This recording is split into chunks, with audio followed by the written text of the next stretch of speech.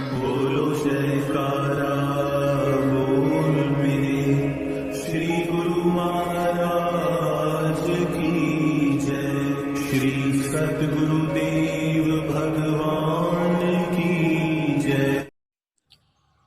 गुरुमुखो, नारद मुनि जी सब विद्याओं में पारंगत थे और दिन रात प्रभु नाम का कीर्तन किया करते थे। उन्होंने गुरु धारण नहीं किया था। एक दिन उन्होंने भगवान को कहा कि मैंने अनेक विद्याएं पढ़ी हैं, परंतु फिर भी मन में शांति नहीं है। भगवान ने कहा, आप गुरु धारण करें, वही तुम्हें उपाय बताएंगे। आप श्रद्धा से उस पर आचरण करोगे तो मन में शांति आएगी और मन स्थिर हो जाएगा। नारद मुनि जी ने पूछा, मैं किसे गुरु धारण करूं? भगवान ने कहा, भूलोक को जाते हुए आपकी जिससे सर्वप्रथम भेंट हो उसे ही अपना गुरु धारण कर लेना। मार्ग में जाते हुए उनकी सर्वप्रथम भेंट एक धीमर से हुई। नारद मुनि जी ने उनसे नाम उपदेश देने की विनय की। उन्होंने उसे सच्चे नाम की दात प्रदान करके कृतार्थ किया। कुछ एक दिन पश्चात जब नारद मुनि जी भगवान के पास गए तो भगवान ने उनसे पूछा कि आपने गुरु धारण कर लिया?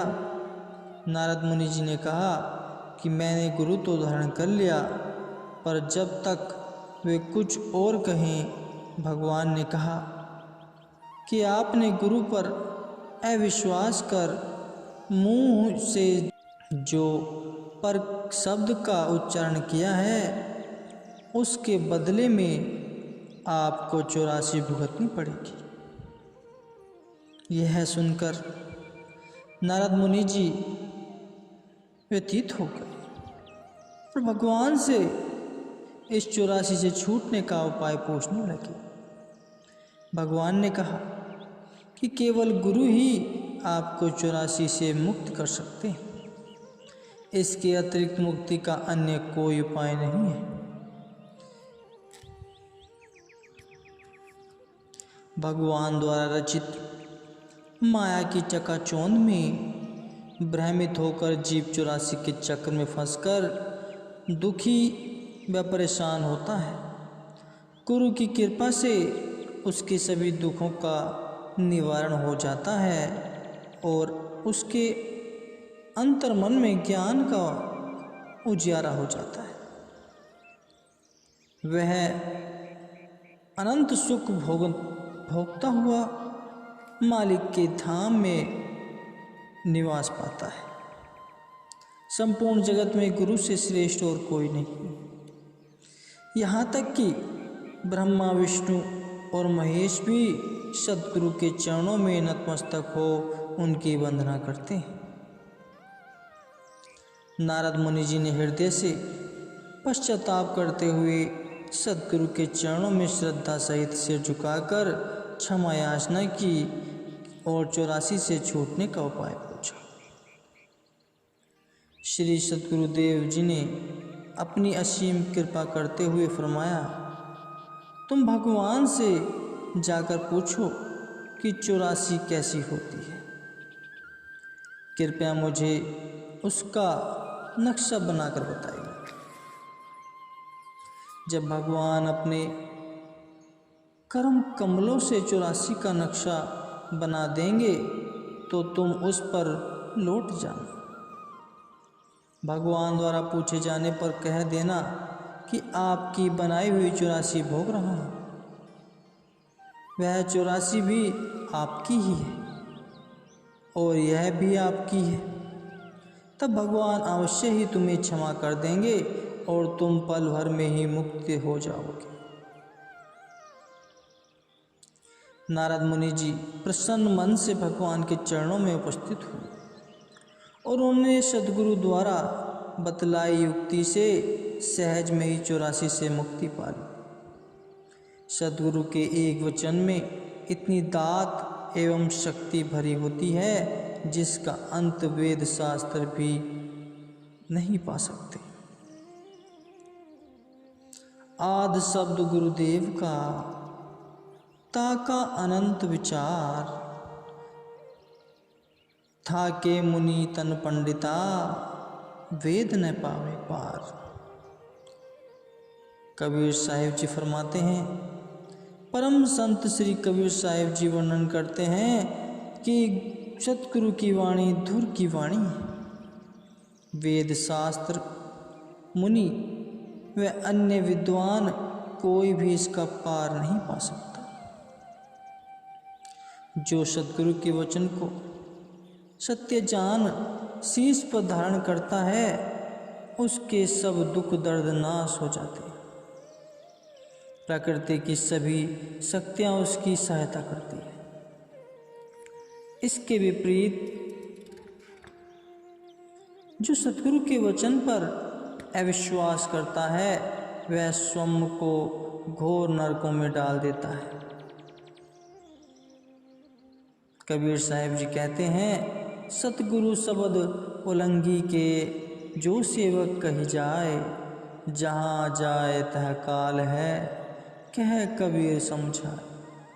अर्थात जो सेवक सतगुरु के वचनों की अवहेलना करता है वह जहाँ भी जाता है वहाँ काल मुख पसारे खड़ा रहता है। इसी संबंध में कथा है, एक संत थे। एक बार उनकी मौज उठी कि लोग मुफ्त की चीज जानकर हमारे वचनों की कदर नहीं करते, जिससे वे लाभ से वंचित रह जाते हैं। इसलिए उन्होंने सोच विचार कर अपने एक वचन की कीमत 500 रुपये रख दी। एक सेठ का लड़का उत्तम संस्कारी था। उसने धीरे धीरे करके 500 रुपये एकत्र किए और वह उन संत जी के चरणों में जा उपस्थित हुआ। मन में यह निश्चय किया कि संत जी जो भी वचन फरमाएंगे उस पर पूर्णतः अमल करके सच्चा सुख प्राप्त करूंगा। संत जी के चरणों में वे रुपये भेंट कर उसने विनय की कि कृपया करके आप कोई ऐसा वचन फरमाएं जो मेरे लिए कल्याणकारी हो। संत जी अंतर्यामी थे। वे जान गए कि इसके ऊपर एक भारी मुसीबत आने वाली है। इसे वही करने के लिए कहें जिससे उसकी सारी मुसीबत टल जाए। संत जी ने उसे गोस्वामी तुलसीदास जी का यह दोहा कह सुनाया। तुलसी झगड़ा बहन के बीच परहु जनिधाय, लड़े लोहो पालन दो बीच रूही जरी जाए। अर्थात जो बड़े आदमी परस्पर झगड़ रहे हों तो वहाँ ठहरने से हानि होने की आशंका होती है। पत्थर और लोहा जब आपस में रगड़ते हैं तो उनमें से आग निकलती है। यदि कपास उसके बीच आ गई तो वह भस्मभूत हो जाएगी। लड़का समझदार था। संत जी से वचन लेकर वह उनका धन्यवाद कर वहाँ से चल दिया। संयोगवश संत जी के पास उस समय एक व्यक्ति बैठा था। उसने देखा कि संत जी ने सेठ के लड़के को केवल एक दोहा सुनाकर 500 रुपये ले लिए। उससे यह बात सहन न हुई। वह सीधा सेठ जी के पास गया और जाकर उसे सब बात कह सुनाई। सेठ ने क्रोध में आकर अपने लड़के को बुलाया और उसे सीधा संत जी के पास ले गए। संत जी को उल्टा पुल्टा बोलकर उन्हें 500 रुपये लौटाकर अपना वचन वापस लेने को कहने लगे। संत जी ने 500 रुपये वापस लौटा दिए और लड़के ने भी उनसे वचन लौटने का वादा किया। महापुरुष भविष्य दृष्टा होते हैं। वे जानते थे कि इस पर जो विपदा आने वाली है इसका इस वचन से सहज में ही निवारण हो सकता है, लेकिन उसने वचनों की अवज्ञा करने से तो विपदा नहीं टल सकती थी। अभी 2 ही दिन बीते थे कि सेठ का लड़का एक गली से गुजरा। वहाँ पर वजीर का लड़का और राजा का लड़का किसी बात पर परस्पर झगड़ रहे थे। झगड़ा इतना बढ़ गया कि मारपीट हो गई। बात जब राजा तक पहुंची, दोनों ने ही सेठ के लड़के को अपना गवाह बनाया। केस की सुनवाई की तारीख निकट आई तो वजीर ने सेठ के लड़के के पास एक आदमी को भेजकर धमकी दी कि अगर तुम्हारे बेटे ने मेरे बेटे के हक में गवाही न दी तो तुम्हारे बेटे की खैर नहीं। थोड़ी देर बाद ही राजा के आदमी ने आकर सूचना दी कि अगर तुम्हारे बेटे ने राजा के लड़के के हक में गवाही न दी तो तुम्हारे सारे परिवार की कुशल नहीं। अब तो सेठ बुरी तरह से घबरा गया। तभी एक सत्संगी भक्त उस सेठ के पास आया जिसे यह मालूम था कि सेठ ने संत जी के वचन को वापस कर इस आपदा को नियंत्रण दिया है।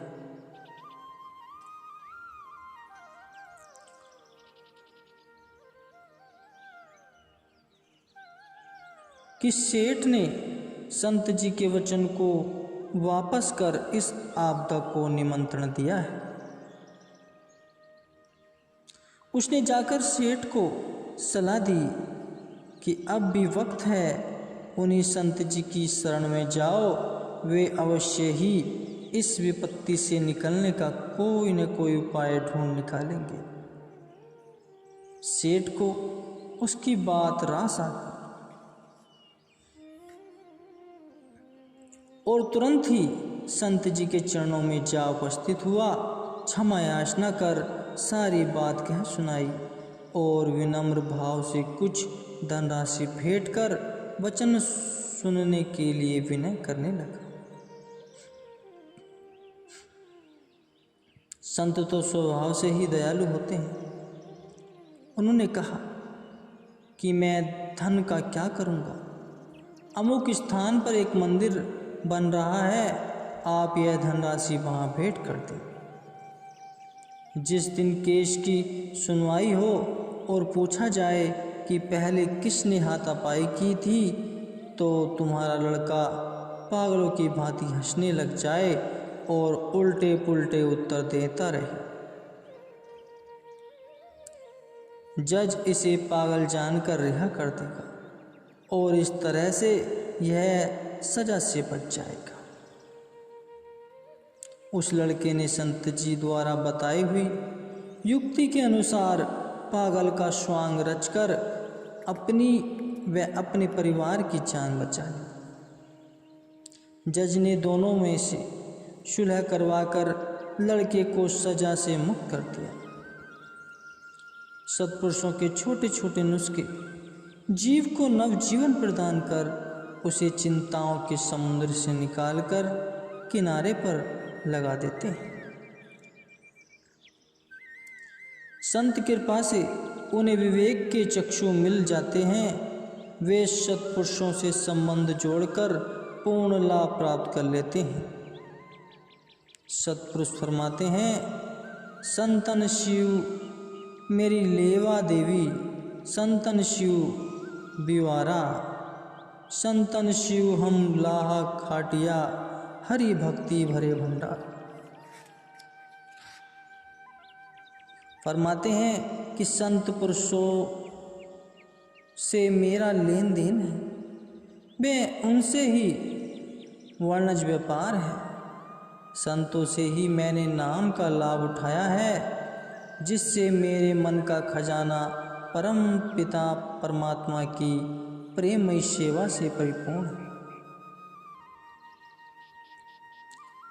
ऐसे ही एक सच्चा सौदा सत्पुरुष श्री गुरु नानक देव जी ने किया था। उनके पिता कालू जी ने उन्हें 20 रुपये देकर कोई लाभ का सौदा करने के लिए भेजा। उन्होंने वह सारी पूंजी संतों की सेवा में खर्च कर दी। उन्हें यह सौदा सबसे उत्तम व श्रेष्ठ लगा। यह सौदा आज भी सच्चे सौदे के नाम से प्रसिद्ध है। इस प्रकार जिसने भी रूहानी धन प्राप्त किया है, उन्होंने संतों की सेवा और भक्ति करके आज्ञा अनुसार चलकर ही प्राप्त किया है। यह केवल पढ़ सुनकर करने वाली बात नहीं, अपितु इसे पूर्णतया अमल में लाने से ही उचित लाभ प्राप्त किया जा सकता है।